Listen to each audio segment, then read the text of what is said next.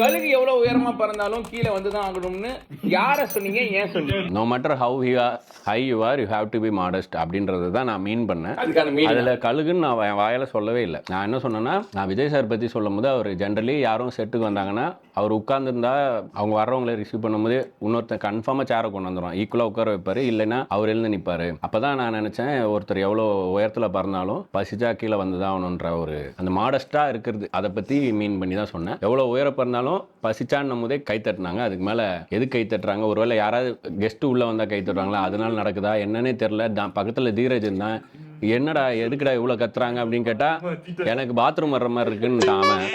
அப்புறம் இந்த சைடு திரும்பி பார்த்தா 2 பேரும் ஸ்டேஜில் விர்ச்சி விஜயும் டிடியும் இருந்தாங்க.